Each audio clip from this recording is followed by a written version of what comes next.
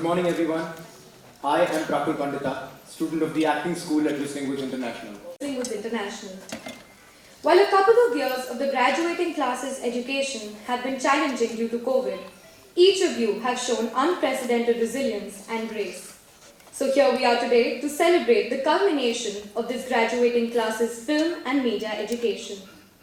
This year's Founder Chairman Mr. Subhash Ghai, Dean Mr. Ravi Gupta.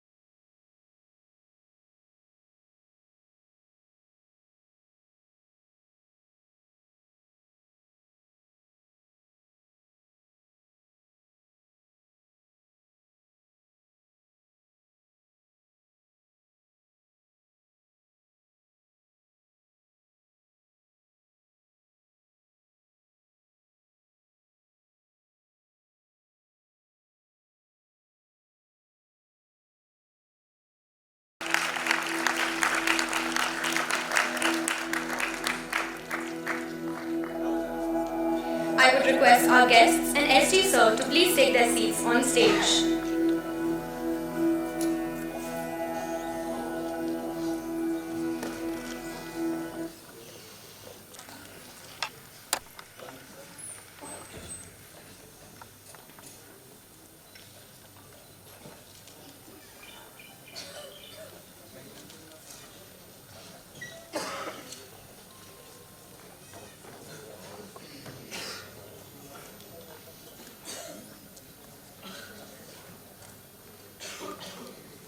Thank you everyone for being here today and making this day most memorable for the students. I'd also like to welcome the families and friends of the class of 2022 who are here. Alumni we lost to COVID. Apart from these, several more unsung artists and technician heroes, all of whom made our lives so much more entertaining.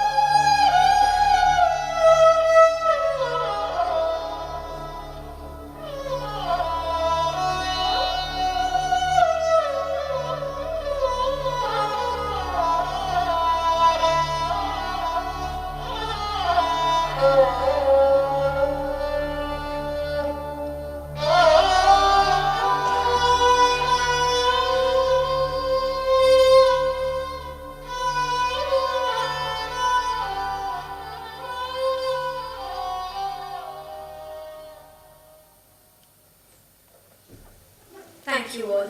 I would request you all to keep standing as we play the test anthem.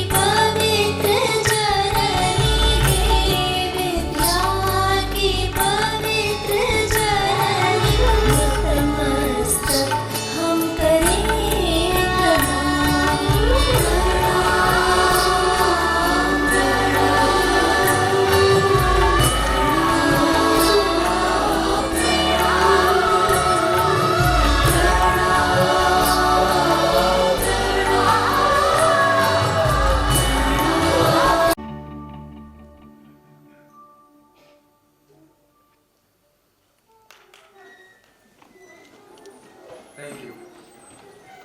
Introduce to you Neeraj Roy, who founded Hungama and is the CEO and the Managing Director of Hungama. Neeraj, we are so excited and happy to have you here with us this morning. In fact, I've had the privilege of watching your growth right from the day you ventured into this world.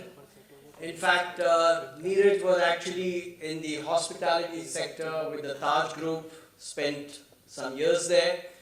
Thereafter moved into finance when he joined Prime Securities.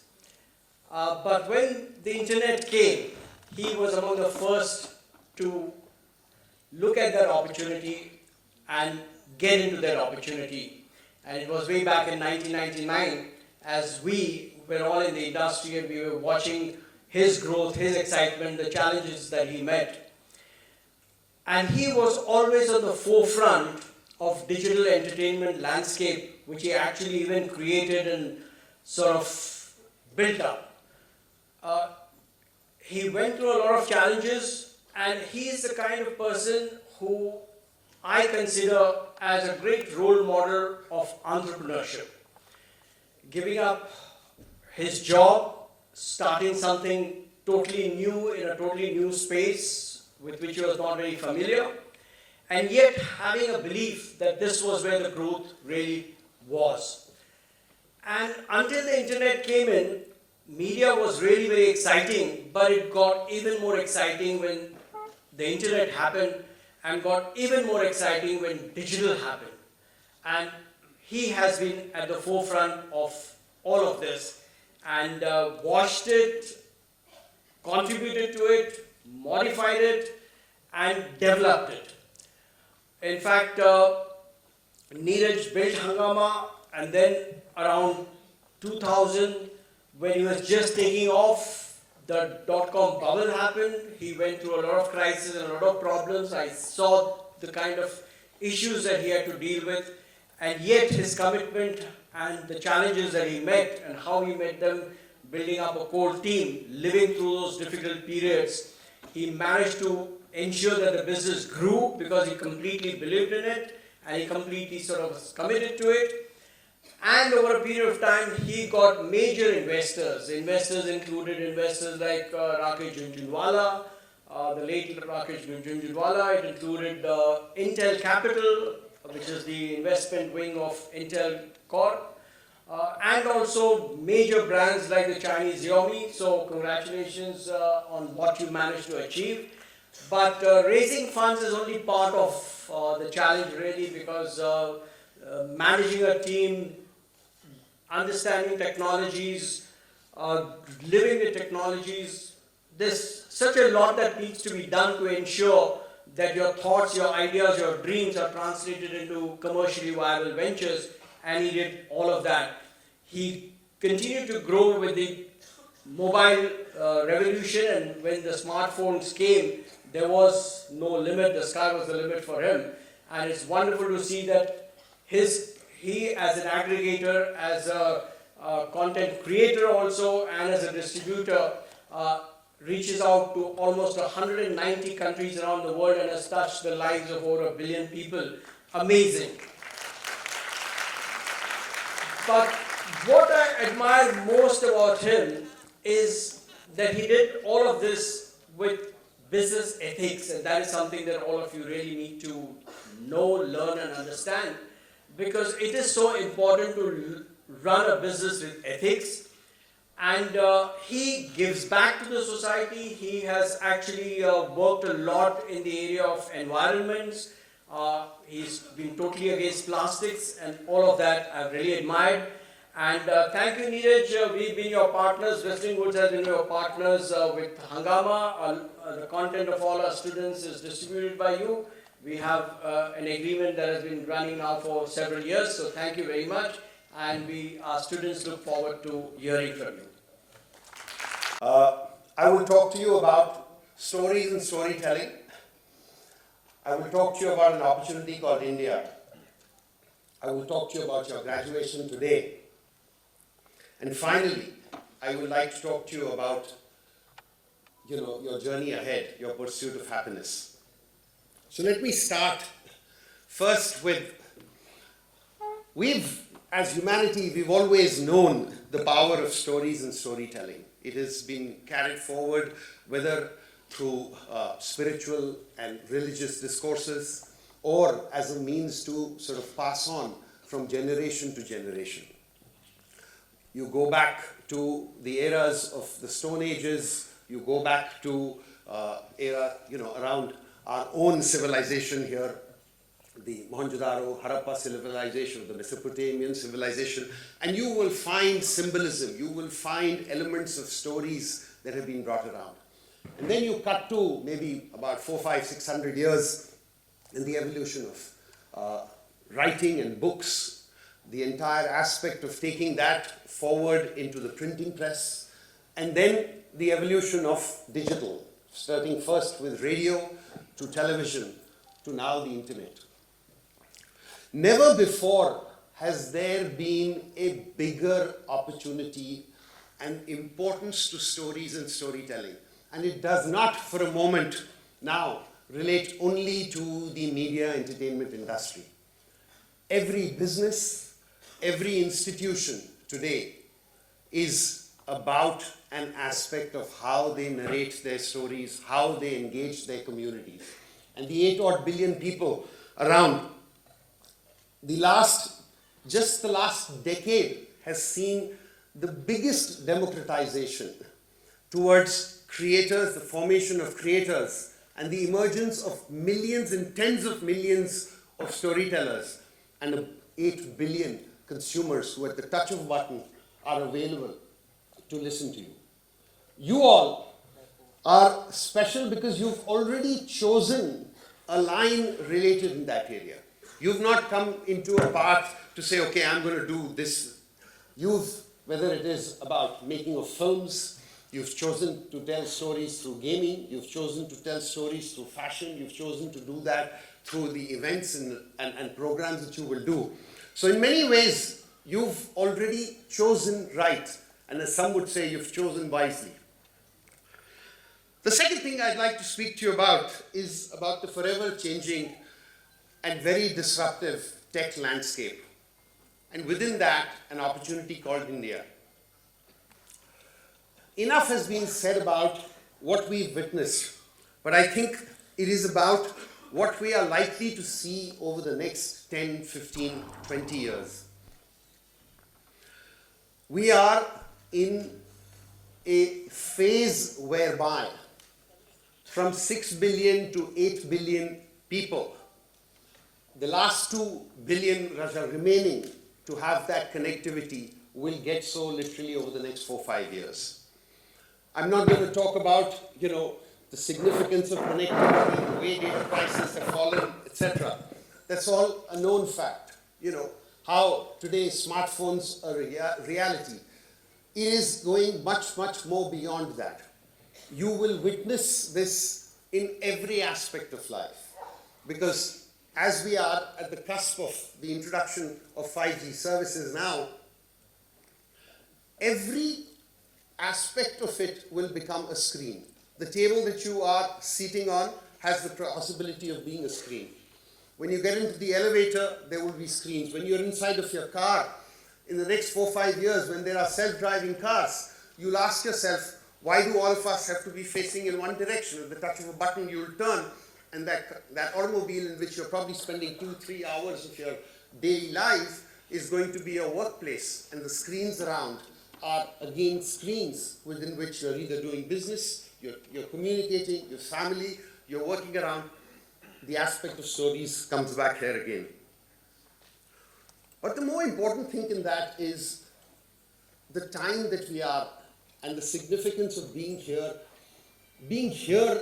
in a nation which is literally at the cusp of what we will call, we've celebrated 75 years of our independence. And as our Prime Minister said, the next 25, and he laid out that outlook, it is the Amrit Kal. I truly believe that that is the kind of opportunity that you are seeing in front of yourself. From a $3.5 trillion economy to potentially a 30. Today with us, we have a renowned and talented, internationally acclaimed sand artist from Mumbai, Mr. Om Prakash, who will take us through the journey of our founder chairman through his sand art. Mr. Om Prakash is an acclaimed sand artist, speed painter and sculptor. Let's welcome Mr. Om Prakash, who's with us in the auditorium today. Over to you, sir. Life should be celebrated. And today we celebrate the 80th birthday of Subhash Ghai.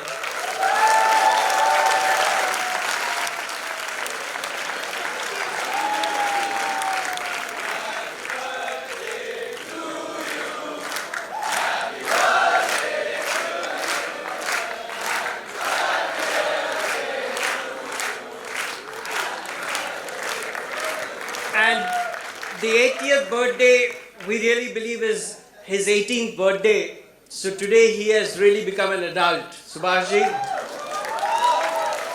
But we hope that the child in you remains, because it's the child that is most creative, and you have been so creative.